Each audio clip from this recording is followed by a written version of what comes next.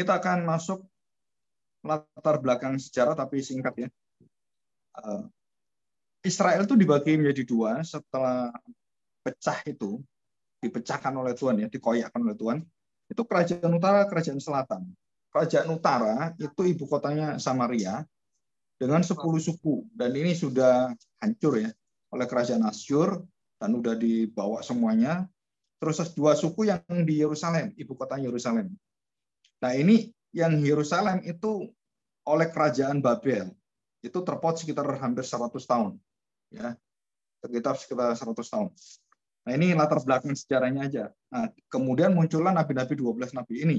Tugas utama nabi-nabi itu apa? Nabi-nabi kecil, termasuk nabi besar yang sama, mirip ya. Yang pertama adalah nabi-nabi itu mengingatkan tentang perjanjian Tuhan. Dan mereka mendorong untuk orang-orang itu kembali mengingat apa yang dilakukan Tuhan pada masa-masa sebelumnya, masa-masa lalu yang begitu memukau, begitu hebat sekali. Jadi tugas utamanya adalah memberitakan firman Tuhan, bagaimanakah Allah itu mengadakan dan membuat perjanjian dengan orang Israel. Sejak Abraham, Ishak, Yakub, sampai kedua suku bangsa Israel, sampai hari itu. Sekitar tahun 500-an, 600-an itu ya. Nah, kita harus tahu itu. Nah, selanjutnya, karena ini tentang perjanjian, artinya bahwa seorang nabi itu peranan intinya harus mengingatkan terus-menerus. Karena dia dipakai Tuhan, seumur hidupnya dia bicara ya terus-menerus sebagai speaker Tuhan gitu ya.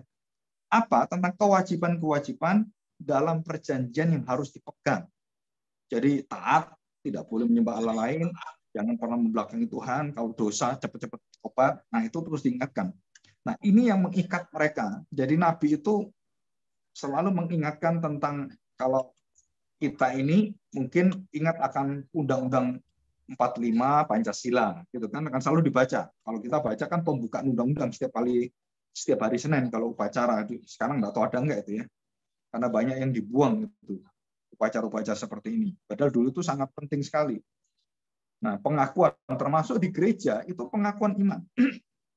Pengakuan iman rasuli yang 12 pengakuan rasuli, terus awal doa pertobatan, doa perendahan hati sebelum kita beribadah, kita mengakui Tuhan menguasai jagat semesta ini, segala alam semesta Tuhan yang memiliki, Tuhan menciptakan, terus masuk kepada panggilan Tuhan kepada kita rendah hati, dan kita mengakui di hadapan kita adalah orang-orang yang tidak bisa memegang janji setia, kita orang-orang yang berdosa dan meminta pertolongan Tuhan. Nah, itu ibadah itu urutannya seperti itu. Jadi seperti Alkitab lah yang diberitakan oleh para nabi. Jadi kewajiban-kewajiban tanggung jawab dari bangsa Israel itu apa? Nah, itu diingatkan. Kenapa mereka kemudian tambah lama tambah nggak ingat? Itu karena pemimpinnya tidak mengajar mengingatkan ini. Jadi nggak ada tradisi warisan yang indah yang membawa mereka semakin cinta Tuhan. Karena mereka sudah luntur semua. Jadi pemimpinnya itu udah memperdagangkan jabatannya, termasuk melunturkan imannya sendiri sehingga menikmati isi dunia ini. Itu kerusakan dari raja-raja sampai kepada para imam, para pemimpin, termasuk imam-imam besar di sana itu juga hancur semua.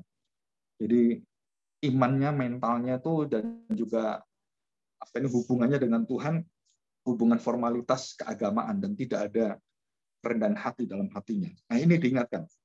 Selanjutnya, jadi setelah perjanjian itu, mereka selalu diingatkan kepada perjanjian yang khusus. Jadi ada 2 macam perjanjian yang banyak dibicarakan. Itu adalah perjanjian Sinai, yang Musa yang dipanggil Tuhan. Dalam Keluaran 19 ayat 5, Imamat 26, yaitu ada perjanjian Sinai. Dan diperbarui di Moab, Ulangan 28 sampai 30. Nah, itu bagus sekali. Kalian punya waktu, nanti Ulangan 28, 30, 31, kalian baca.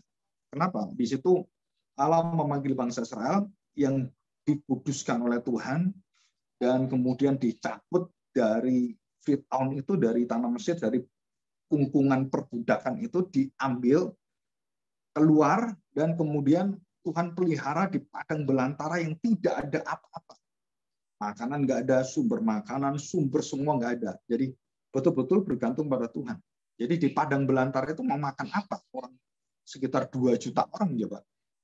Kalau kalian di padang belantara satu orang sendiri, ya masih kebutuhannya kan satu orang masih bisa makan madu, belalang apa yang bisa dimakan gitu kan. Tapi kalau sudah jutaan orang gimana? Belalangnya siapa mau dimakan? Madunya siapa yang bisa menu itu? Air dari mana? Makanan dari mana? Itu nggak kepikir. Musa pun nggak kepikir sejauh itu. Nah, dalam perjalanan arahan dan pimpinan penyertaan Tuhan itu, bangsa Israel selalu mengeluh dalam hal ini. Begitu mereka bosan makan, bosan minum, bosan semua, mereka tuntutannya kepada Tuhan terus. Dan Tuhan penuhi sebenarnya. Jadi keluhan-keluhan bangsa Israel itu ajaibnya, Tuhan itu nggak ada yang Tuhan lewatkan. Tuhan amini semua. Tapi dengan catatan, kamu harus bertanggung jawab. Kamu wajib di situ. Kalau enggak, seperti peristiwa yang ada gitu ya, peristiwa-peristiwa yang dialami oleh bangsa Israel yang di Meriba gitu kan, terus kemudian ular tembaga itu kita masih ingat bahwa orang-orang itu langsung dibinasakan Tuhan yang melawan Tuhan. Bani Korah langsung dimasukkan dalam bumi ini, dibelah oleh Tuhan. Dan itu dalamnya apa? Ujungnya bumi yang tengah itu apa? Api yang mewakili api neraka, mereka dimasukkan dalam api semua, langsung masuk ke situ. Dalam bumi langsung. Dan itu gempa ya. Jadi langsung saat itu berapa ribu orang mati, langsung berapa ribu orang mati. Nah, Tuhan seperti itu. Jadi memprosesnya, menguji dan memisahkan itu caranya seperti itu. Berontak ya, yang bertobat ikut Musa di sebelah kanan. Yang nggak bertobat mati semua di sebelah kiri. Dan kemudian Tuhan binasakan semua. Dan itu berulang terus. Ini penting sekali. Jadi tanggung jawab Allah adalah memelihara dan menjamin semuanya, dan tanggung jawab bangsa Israel itu namanya perjanjian bilateral. Jadi saya ada tanggung jawab, kamu ada tanggung jawab. Ya. Nanti dalam perjanjian baru itu perjanjian unilateral. Jadi semua dibangun oleh Allah, semua dikerjakan oleh Allah, dan semua disempurnakan sampai akhir oleh Allah. Ya, di dalam Kristus perjanjian baru. Nah ini bedanya di situ. Nah perjanjian itu dalam bahasa Inggrisnya namanya covenant. Apa artinya covenant? Covenant itu bentuk satu ikatan yang mengikat dua atau lebih antara satu yang otoritas yang mewakili satu kerajaan seperti itu ya, dan otoritas mewakili satu kerajaan. Jadi dua itu diikat dengan apa? Dengan perjanjian yang disebut sebagai perjanjian covenant, perjanjian testament, New Testament dan New Covenant. Yaitu perjanjian. Nah, kalau covenant itu lebih ke arah ikatan secara batinnya, covenant ya. Jadi ada keikatan secara moral, tanggung jawab itu. Kalau testament biasanya tuh legalitas secara surat. Jadi perjanjian surat dan semuanya. Nah, di sini kita melihat bahwa Allah bertindak dengan satu tanda, buahnya adalah pertobatan, tanggung jawab, dan manusia datang pada Tuhan jika berbuat melanggar dan kemudian breaking the covenant. Jadi memutuskan perjanjian itu. Jadi semua yang memutuskan perjanjian dalam keadilan Tuhan, mereka harus mendapatkan satu sanksi. Sanksinya apa? Dari mulai teguran, dihajar oleh Tuhan. Nah, kita pelajari nanti kalau kalian sudah baca 12 nabi kecil, Tuhan memakai 3 hal untuk menguji bangsa Israel. Dan pada puncaknya nanti, 3 hal ini langsung berurutan. Jadi langsung simultan. Jadi mendadak semua diturunkan oleh Tuhan. Itu apa? Jadi kelaparan, sakit penyakit, dan kesulitan-kesulitan tentang makanan minuman yang selanjutnya adalah Tuhan membangkitkan bangsa-bangsa yang besar yang kuat yang lebih daripada bangsa Israel, dari senjata, dari orangnya, dari kepintaran, dari segi politiknya, peralatan-peralatan itu melebihi bangsa Israel. Dan Tuhan bangkitkan itu 4 bangsa. Jadi Kasdim, kemudian Babilonia, Persia, dan juga yang terakhir itu ini bangsa Romawi semua itu kan. Nah, kita melihat ini semua bahwa 4 itu dibangkitkan Tuhan, bukan mereka itu ada karena sendiri, enggak. Allah yang berada di semua. Untuk apa? Menghajar bangsa Israel. Menghukum bangsa Israel. Nah, sampai ini Habakuk itu bertanya pada Tuhan, kenapa kamu melakukan itu pada umatmu yang kamu kasih kepada anakmu sendiri. Kamu kok tega? Ini kan nggak adil. Nah, Tuhan katakan enggak. Inilah keadilan Allah. Dan Tuhan mengatakan, aku menyatakan kebaikanku. Dengan cara ini, aku ingin menyatakan bahwa aku setia mengasihi engkau. Karena engkau harus bertanggung jawab. Nah, Tuhan sebenarnya mengarahkan kepada belas kasihan Tuhan. Kalau kamu datang, dan Tuhan akan berikan belas kasihan. Nah, bagaimana mereka bisa datang untuk bertobat? Selama pembuangan, mereka tidak bisa bertobat. Kecuali Tuhan kemudian datangkan seperti nabi-nabi yang membawa mereka datang, dan Ezra Nehemia itu membawa kembali ke tembok Yerusalem, membangun kembali semua, dan kemudian bangsa itu sebagian kecil yang tidak terpengaruh, mereka datang kembali dan mereka memohon Tuhan kembali, dan Tuhan kembalikan semua. Tuhan janjikan. Dan mereka kemudian hanya sementara waktu itu, pada waktu mereka bisa mendirikan tembok Yerusalem, dan sekarang ada sisanya tembok ratap itu yang sampai hari ini dijadikan tempat berdoa, dan orang-orang Israel itu Yahudi ke sana meminta doa Mesias. Jadi tembok itu besar kali kan, nanti bisa dilihat itu ya. Dan mereka memohon itu. Jadi setelah mereka bertobat dipimpin Ezra, Nehemia dan semuanya, apa yang terjadi? Mereka kembali bejat lagi. Mereka balik lagi. Karena Tuhan sudah katakan pada Yesaya, pada Yeremia, semua nabi-nabi, bahwa mereka tidak pernah bertobat. Dan itulah manusia. Dan kemudian Tuhan memberikan perjanjian yang kekal, perjanjian yang unilateral, perjanjian anugerah, dan baru Dia berikan. Nah, itulah perjanjian baru, ya, yang kita akan pelajari. Oke, kita lanjutkan pada slide yang ke peranan 12 nabi kecil, unilateral, ya. Yang ke-14. Nah, perhatikan baik-baik. Dari perjanjian awal Adam sampai kepada perjanjian yang terakhir yang diberikan kepada bangsa Israel gitu ya. Pada masa pembuangan itu diingatkan kembali semua perjanjian yang ada. Perjanjian Daud, kemudian perjanjian yang dengan para nabi-nabi itu, bahwa dari tunas Daud, dari keturunan Daud akan ada juru selamat, dan dia raja selama-lamanya kekal. Itu adalah Mesias yang dilahirkan oleh seorang perempuan atau seorang perawan. Di dalam Yesaya dikatakan itu ya.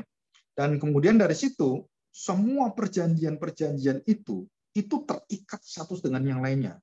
Dan setiap perjanjian dan setiap zaman itu menyatakan bahwa manusia memang tidak pernah mencari Allah. Roma pasal 3 ayat 10 sampai 12. Ya, coba itu bisa dibaca. Roma pasal 3 ayat 10. Coba kita lihat ya. Roma pasal 3 ayat 10. Saya bacakan. Ya, ayat 10. Nah, itu di dalam Mazmur ada, dan ada referensinya ya. Perhatikan baik-baik. Judulnya ayat 9 ya. Semua manusia adalah orang berdosa. Dan ini bukan manusia kafir yang di luar umat Israel. Israel itu tidak berdosa. Enggak. Semua termasuk di dalamnya itu bangsa Israel ya. 9. Jadi bagaimana? Adakah kita mempunyai kelebihan daripada orang lain, dari bangsa lain? Ini Paulus menunjuk dirinya, orang pilihan, orang Israel. Sama sekali tidak. Sebab di atas telah dituduh baik orang Yahudi maupun orang Yunani bahwa mereka semua ada di bawah kuasa dosa. Jadi perhatikan baik-baik.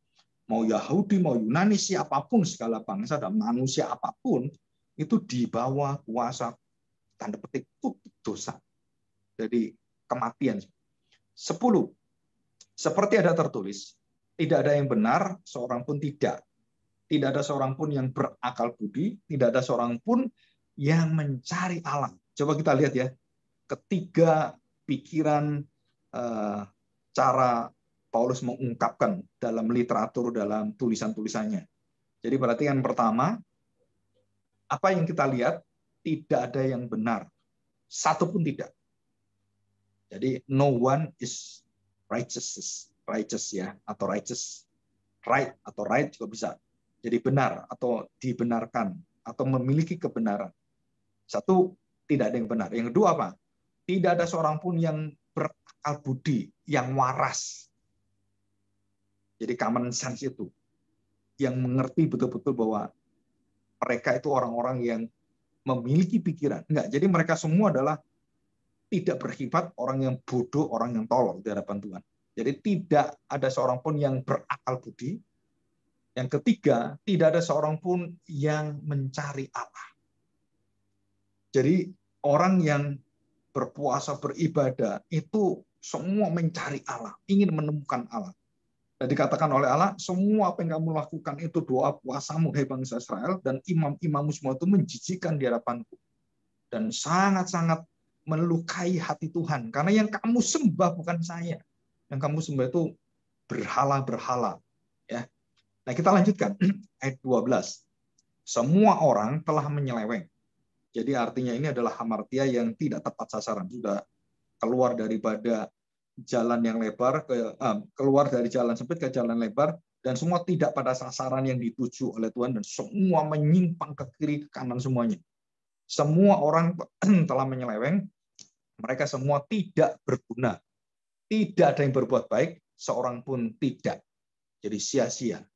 Ada yang berguna? Nggak ada. Tidak yang berbuat baik? Nggak ada. Loh, saya ini sudah melakukan ibadah, sudah menyucikan diri, sudah cuci muka, sudah berdoa, sudah berpuasa, dan sudah berbuat baik, berderma. Enggak, itu bukan baik di hadapan Tuhan. Dan itu adalah caramu untuk menutupi dosamu. Supaya kamu dilihat, oh kamu jadi orang beragama, dan dengan cara itu orang berpikir bahwa kamu bisa diselamatkan. Nggak bisa, gitu. Ya, jadi yang menyelamatkan bukan perbuatan kita. 13, kerongkongan mereka seperti kubur yang ternganga, lidah mereka merayu-rayu, bibir mereka mengandung bisa. Jadi dari mulut mereka itu Tuhan katakan di dalam Matius pasal 7, dalam khotbah setiap hari Minggu itu saya berikan itu, bahwa mereka tuh pembuat kejahatan. Jadi apa yang keluar dari tingkah laku mereka, dari mulut mereka, semuanya itu adalah kejahatan. Dan dikatakan di sini adalah racun, mengandung racun. Bibir mereka mengandung bisa. Dan mulut mereka itu, kalau kita pelajari baik-baik, di dalam hatinya, dalam mulutnya itu yang kerongkongan mereka, itu kubur yang terenganga. Lidah mereka itu merayu-rayu. Jadi mencari supaya orang ikut, ayo ikut semua. Dan bukan mengenal Tuhan, tapi ikut dalam seluruh dosa-dosa yang tidak bisa diterima oleh Tuhan. Dan 14, mulut mereka penuh sumpah serapah, kaki mereka cepat untuk menumpahkan darah. Apa yang terjadi? Keruntuhan dan kebinasaan mereka tinggalkan di jalan mereka. Dan perhatikan, jalan damai tidak mereka kenal. Yang kedua, rasa takut kepada Allah tidak ada pada orang itu. Ya, sangat mengerikan.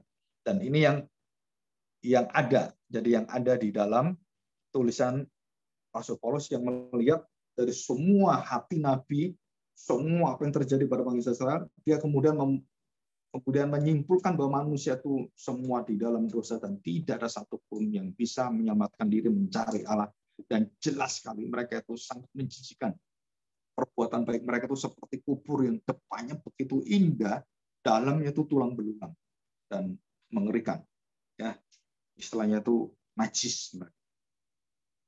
Oke, kita lanjutkan. Peranan 12 nabi yang paling penting adalah, perhatikan, jadi setiap dosa itu pasti tidak pernah Tuhan bisa terima, dan setiap dosa punya sanksi adalah hukuman Allah. Titik. Tidak bisa dirubah. Maksudnya apa? Bahwa mereka harus datang kepada Allah yang setia. Mereka harus datang dan kemudian membuka hatinya untuk memohon belas kasihan Tuhan, memohon kemurahan Tuhan. Seluruh Mazmur Daud itu dituliskan dengan satu kalimat yang diulang-ulang berapa puluh kali. Bahwasanya kasih setianya untuk selama-lamanya. Kemurahanmu lebih dari hidup. Ada pujiannya kan? Ada lagunya. Jadi perhatikan baik-baik. Jadi kemurahanmu lebih daripada hidup, belas kasihanmu itu tidak pernah berhenti. Bagaimana supaya bisa mendapatkan kemurahan Tuhan, belas kasihan Tuhan? Bukan saya menunjukkan usaha saya sehingga Tuhan berbelas kasihan pada saya. Oh ya, kamu sudah berusaha, itu kasihan ya. Enggak. Malah saya tidak boleh berusaha dan saya harus mengakui saya ini adalah orang yang harus tidak boleh bergantung pada diri saya, usaha saya, kekuatan saya, atau orang lain, atau raja lain. Hanya Tuhan. Nah, baru kemurahan Allah itu mengalir. Kalau itu tidak ada, itu tidak pernah dialirkan oleh Tuhan. Jadi yang ada pada saya apa? Keyakinan saya. Wah, saya percaya Tuhan, saya bisa lakukan ini. Dan itu terjadi pada akhir zaman. Dan orang-orang seperti ini dienyahkan oleh Tuhan, diusir oleh Tuhan. Kamu, aku tidak kenal, nyala. Ya, kamu semua pembuat kejahatan. Di sini, ya, nah, kita akan lanjutkan ya. Terutama di dalam kitab Hosea, ya, yang kita lihat, kita tuju peranan 12 anak kecil pada slide yang ke-15 ya. Penyembahan berhala. Kita masuk. Jadi yang kita melihat betul-betul itu Hosea. Ini sudah saya pernah jelaskan beberapa hal yang penting. Ada hal penting dari Hosea. Hosea itu namanya sangat penting. Allah adalah keselamatan. Itu namanya Hosea. Yosua juga sama. Yehosua juga sama. Yasua juga sama. Jadi semua sama. Ya, itu namanya artinya Allah adalah keselamatan. Jadi bukan cuma Allah menyelamatkan, bukan. Allah itu pribadi itu sumber semua yang berkaitan dengan bagaimana manusia bisa selamat, itu Allah. Jadi Allah adalah kasih. Bukan kasih itu adalah hanya sifat Allah. Bukan. Allah itu adalah kasih. Jadi diri Allah bukan karena kita menyebut dia Allah baru kasihnya ada. Bukan. Allah itu selama-lamanya selalu kasih. Nggak pernah nggak kasih. Itu artinya antara hakikat diri Allah, pribadi Allah dengan kasih itu nggak terpisah. Bukan cuma tempelan, bukan cuma atribut yang kita mengerti secara tambahan pada manusia atau pada diri Allah. Bukan. Itu Allah itu adalah kasih. Jadi dalam dirinya, ya Allah itu kasih. Di situ. Itu ada pelajaran di dalam doktrin Allah yang sangat penting sekali. Jadi itu doktrin Allah itu kalau nggak benar-benar kamu bisa tangkap siapakah Allah dan bagaimana sifat Allah, kekudusannya, kalian nggak akan bisa mengenal kebenaran tentang keselamatan adalah 100% anugerah Yesus.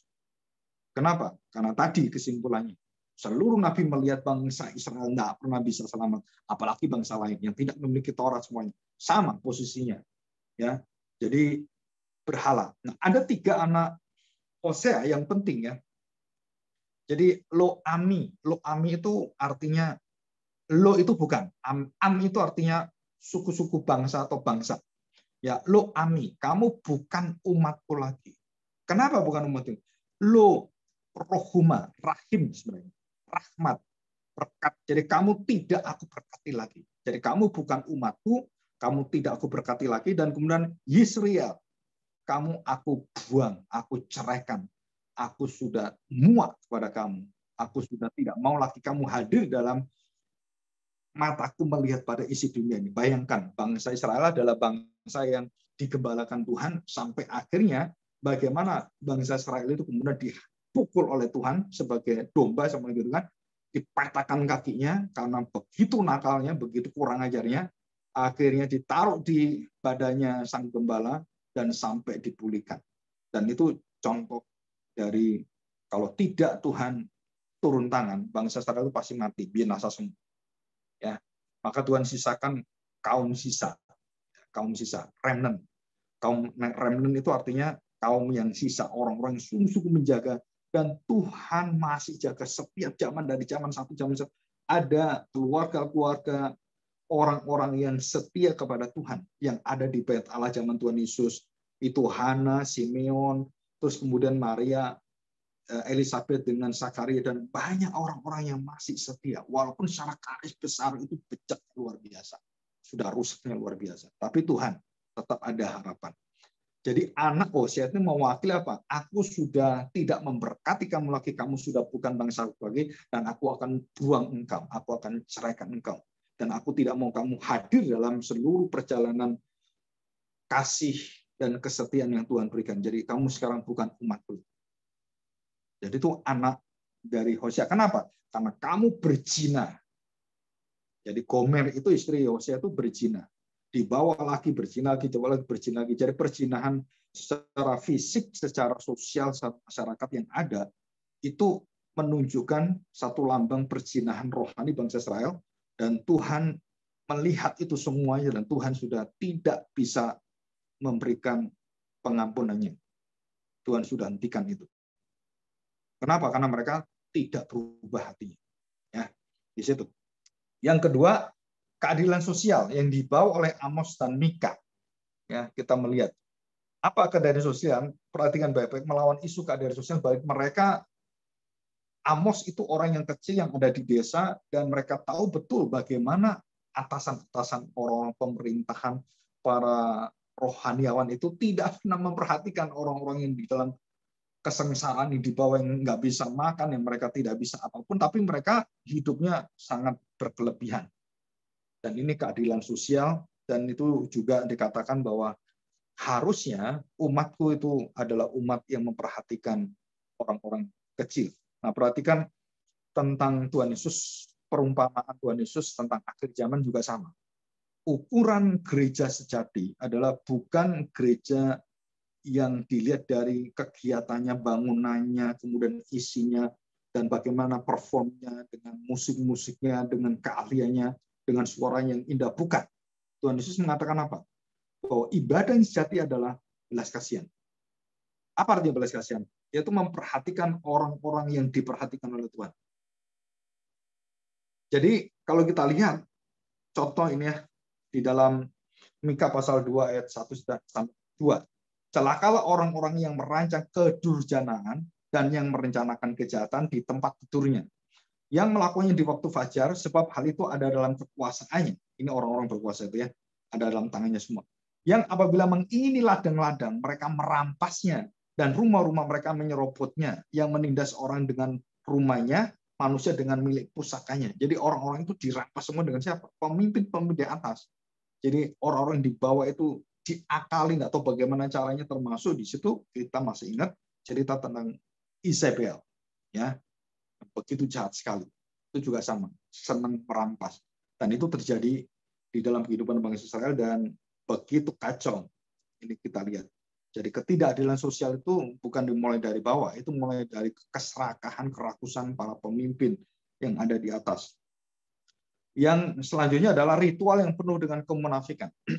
Jadi mereka tuh begitu teliti di dalam ritual, tapi dalam hidupnya mereka nggak karu-karuan di situ. Jadi mereka kudus waktu di gereja, waktu di bait Allah, tetapi sembarangan waktu mereka hidup bersama dengan orang-orang berdosa. Jadi mereka artinya bahwa mereka di gereja begitu bagus, waktu di dunia mereka sudah ikut dunia. Semuanya ikut semuanya, berbicara kotor ya semua, pokoknya ikut aja udah. Bukan hanya jemaat, termasuk juga adalah orang-orang yang berada di atas. Jadi ini adalah disoroti tentang ibadah yang penuh dengan kemunafikan. Jadi kemunafikannya menekankan tentang ibadah mereka yang dilakukan sambil terus-menerus melakukan kejahatan. Jadi tidak ada perubahan dan mereka mengalihkan semuanya pengharapan mereka kepada berhala, dan ini yang berat sekali. Terus selanjutnya adalah bukan orang lesu, jadi artinya kelesuan rohani, kebangkrutan sebenarnya kalau kita lihat. Hagai dan Maleakhi melihat ini di dalam pasca pembuangan. Hagai dan Maleakhi menekankan bahwa umat Allah itu sudah apatis, gak punya perasaan kepada apa? Kepada kerohanian, kepada segala hal yang berbau untuk membawa mereka datang daripada Tuhan. Jadi betul-betul pintunya mereka tutup semua. Jadi kalau ada teman datang, ayo kita bersekutu, kita belajar firman Tuhan. Nggak mau gitu ya. Dan mereka semua tolak semua, dan mereka menikmati dirinya karena dia nggak butuh Tuhan, dia udah kaya, udah banyak berkat. Jadi ngapain ke gereja? Ke gereja nggak membuat orang kaya, malah itu orang-orang tambah miskin semua. Nah mereka menutup itu semua. Jadi hal rohani itu mereka sangat apatis, dan mereka meletakkan prioritas yang salah dalam hidupnya. Apa itu prioritas yang salah? Mereka senang dengan penampilan, senang dengan penghargaan. Mereka senang sekali dengan gereja-gereja yang disenangi oleh dunia, yang diterima oleh dunia. Dan itu semua adalah bisa kita baca dalam Hagai pasal pertama, ayat 4 sampai yang ke-6. Saudara perhatikan ini yang tentang eskatologi, peranan nabi-nabi atau foretellers, menyatakan apa yang terjadi di masa mendatang. Dan kebanyakan nabinya mati baru terjadi kejadian di masa mendatang. Jadi begini, nabinya sudah ngomong-ngomong, mana buktinya, mana terjadi, enggak akan terjadi. Nabinya mati, enggak, beberapa waktu kemudian datanglah Kasdim dan menghancurkan semua, dan apa yang mereka tanam, apa yang mereka lakukan, apapun yang mereka lihat seperti peternakan, mereka hasilnya bagus, itu habis ludes. Dan bukan sekali aja, 70 tahun mereka menanam lagi, mereka memelihara lagi ternak, mereka mau panen, mau punya ternak banyak, itu dirampas lagi. Itu sampai apa? Sampai habis. Dan Tuhan datangkan malapetaka, penyakit-penyakit sampar, penyakit-penyakit yang luar biasa, dan kemudian tidak diberikan kekeringan, dan wah, itu betul-betul bangsa Israel hancur total. Dan tidak pernah bangsa Israel mengalami hal seperti ini dalam sejarah perjalanan. Dan masa pembuangan inilah betul-betul dibuang oleh Tuhan. Ya, ini satu peringatan bagi kita supaya kita tetap setia kepada Tuhan. Jadi mereka memberikan nubuatannya, mereka tidak percaya, maka mereka begitu tahu nabi-nabi itu ngomong benar, oh ya saya benar, ini waduh kita salah, kita mengalami seperti ini. Nah, mereka membangun kubur-kubur nabi itu, terus dikasih marmer, terus kemudian dikasih emas, dan dikasih bunga yang bagus. Tapi suara nabi itu nggak tahu, nggak pernah dipercaya waktu hidup. Setelah mati terjadi, baru mereka, oh benar ya. Nah, anak keturunannya membangunkan itu, tapi dosa bapaknya nggak berubah. Kenapa nggak berubah? Karena mereka tidak tahu sejarah. Dan anaknya melakukan itu lagi. Dan begitulah seterusnya. Jadi raja-raja yang terus di utara dan ada di selatan itu.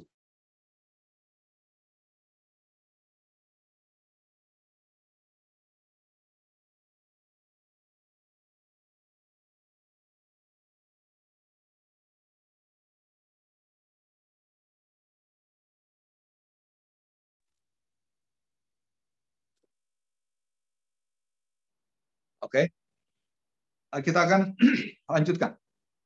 Ya, ini sebentar lagi sekitar 5-10 menit ya. 5 menit lah. Kita lanjutkan ya. Perhatikan baik-baik. Ini penting sekali bahwa nabi-nabi itu menubuatkan hal-hal yang terjadi setelah dia mengatakan terjadi semua. Dan ada hal-hal yang terjadi jauh nanti pada akhir zaman. Jadi begini.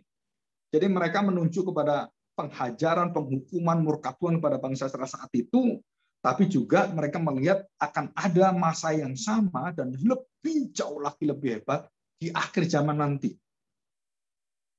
Tetapi Tuhan sudah memberikan apa? Satu kunci yang indah.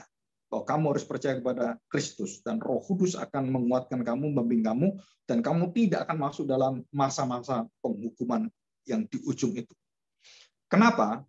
Karena Tuhan memegang perjanjian. Jadi kita bersyukur kalau Yesus Mesias yang sejati itu hadir dan kita percaya, maka itu menjadi jaminan bagi kita. Kita tidak akan mengalami masa-masa yang sangat berat sekali seperti ini.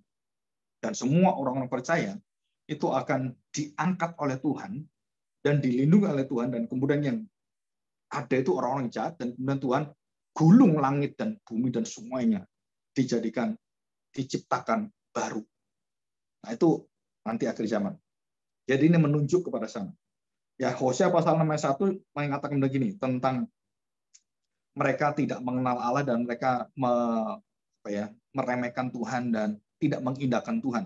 Hosea pasal 6 ayat 1, berbaliklah kepada Tuhan. Ayo berbalik pada Tuhan. Nah, mereka tidak mendengar. Yoel juga sama. Yoel pasal 2 13. Koyakkanlah hatimu dan jangan pakaianmu. Perhatikan. Jadi mereka itu kalau menyesalkan bajunya dirobek, kemudian ambil abu taruh kepala, wah supaya kelihatan menyesal. Enggak. Yang Tuhan minta hatimu, bukan tingkah laku agamamu. Amos pasal 5 juga sama. Carilah Tuhan, maka kamu akan hidup. Carilah yang baik, dan jangan yang jahat, supaya kamu hidup selamat. Ya. Oke, kita lanjutkan tema-tema eskatologis tentang beberapa hal penting ya. Kenapa bangsa Israel gagal bertobat? Ya, ada dua jawaban. Yang pertama adalah karena dosa mereka, dan yang kedua adalah dalam rahasia hikmat Allah adalah itu semua sudah ditetapkan Allah. Dan kedua hal ini, tanggung jawab manusia dalam dosa dan ketetapan Allah ini sejajar. Dan kita tidak bisa menyambungkan, menserasikan itu, karena kita bukan Allah. Jadi dalam masa yang jauh Allah tahu semuanya. Kita cuma diberitahu, aku jamin engkau sampai akhir zaman dan aku akan menyertai engkau. Bagaimana caranya? Itu Tuhan yang tahu semua. Kita hanya tahunya saat sekarang. Jadi ini memberikan pengharapan kepada bangsa Israel bahwa berita Injil itu dari bangsa Israel yang rusak itu sudah ada. Ayo bertobat, kembali kamu akan mendapatkan berita sukacita. Kamu melihat Mesias di masa mendatang, kamu akan diselamatkan dan kamu akan mendapatkan kunci masuk kerajaan surga. Zakaria mengatakan ini, malaikat mengatakan ini, semua 12 nabi-nabi itu mengatakan tentang hati Tuhan yang memberitakan tentang harapan satu-satunya adalah bukan kamu lari kepada raja-raja yang besar bangsa lain. Enggak. Malah raja-raja itu akan menghancurkan hidupmu.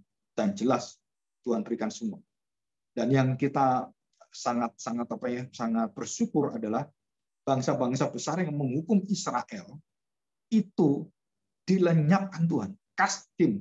Terus kemudian kerajaan Babilonia, Persia, dan Romawi, dan semua yang pernah berperkara dengan bangsa Israel, itu semua dihapus dari muka bumi, dan Israel tetap ada. Bahkan bangsa Israel itu sampai sekarang ada sejarah bangsa Israel merdeka tahun 1948. Ya, itu jadi nilai sejarah. Walaupun Israel yang sekarang itu bukan Israel yang seperti zaman dulu. Itu Israel yang dari semua percampuran yang ada dan ratusan tahun seperti itu. Dan ini dijamin oleh Tuhan. Kita bersyukur ya. Minggu depan kita akan masuk, kalau bisa salah satu nabi besar saya akan pilih. Mungkin saya akan pilih, karena Yesaya sudah banyak, Yeremia yang akan saya pilih, atau Yeskiel ya. Oke, Pak. Ya. Dan besok kita masih ada pagi, jam 7:30 ya. PB, Pak, PB. 9, Pak. 8:30, Pak. 8:30, Pak. Ya, 8:30 itu PB. Nah, Ya. PB nanti saya kasih, itu semua sudah ada di sana sih, ringkasan semua. Nah, kemudian sistematika lanjutnya yang siangnya ya. Besok virtual pakai Zoom, link Bapak kirim ya, Pak ya? Ya, linknya saya kirim. Oke ya. Besok di kamar kan? Ya. Oke, kita masuk dalam doa, minta itu siapa? Yang depan siapa tadi? Faisal, Pak. Ya, Faisal, doa. Tutup dalam doa. Kita berdoa. Bapak, kami bersyukur buat pada hari ini kami telah selesai belajar teologi PB, TPL. Bila kiranya Tuhan berkati apapun yang kami pelajari pada pagi, siang, menjelang siang ini Tuhan. Bila kiranya apa yang kami dengar dari Pak Agung bisa memberkati kami semua dan menambah wawasan kami. Berkati juga Pak Agung, Tuhan berkati kesehatannya dan hari demi hari semakin pulih kembali seperti biasa. Kami menyerahkan aktivitas kami selanjutnya dalam nama Tuhan Yesus Kristus. Haleluya, amin. Amin. Selamat menikmati makanan. Pagi menjelang siang. Terima kasih Pak, Tuhan Yesus memberkati. Oke ya Bapak ya. Sampai ketemu ya.